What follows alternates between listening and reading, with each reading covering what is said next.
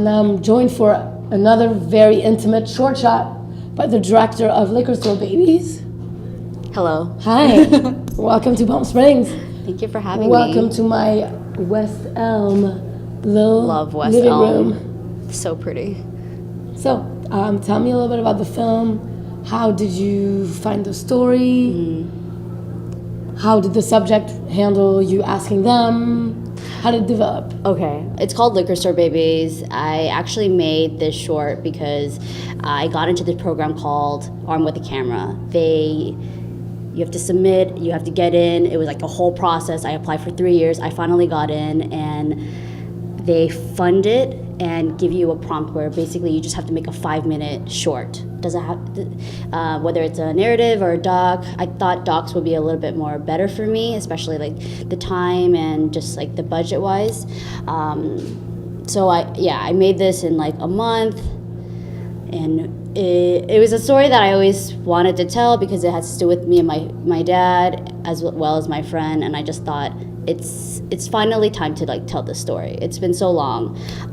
So it's like a project that you've had in your mind for a very long time. Well, I grew up in LA, and I've been a liquor store baby my whole life, and I was like, oh well, I never filmed anything at the store, and I feel like it's so much part of my identity that I finally should do it. And I felt like this project kind of aligned with everything. It was like the right timing, the stories just fit, and I was like, let's just do it. So. And it just happened. It just happened. The story is also about my friend Danny. We both grew up in stores. Yes.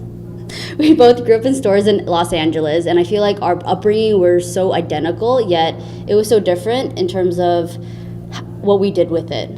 I feel like for me, a lot of parents, they come to America and they want their children to do a lot better than they do, and then it's just this question of what if they end up doing exactly what you're doing, what they think is for them is a waste, I guess. Yeah, waste. Like they want you to do so much better than they did, and then sometimes you're like, no, I don't. I want to do what you do, and I feel like that question may come up in a lot of kids' minds. I think for me, it was never really a question where I would go back to the liquor store. Yeah, because you already had your ambitions and you knew what you were going to do. Yeah. So you had an idea. Not everyone knows what they want to do. For sure. And so I think that especially this kind of story, it just came out really organically. I think it had a lot to do with timing. I feel like if I didn't make it now, or like if I just made it sooner or later, I just don't think it would have worked. Right time-wise. Yeah. Well, it all worked out then. Yeah. I'm really excited. And so just tell us a little bit more about that program you got into. Mm-hmm. Like that helped you. They give you they mentor you, and they kind of guide you step by step from pre-production to post-production.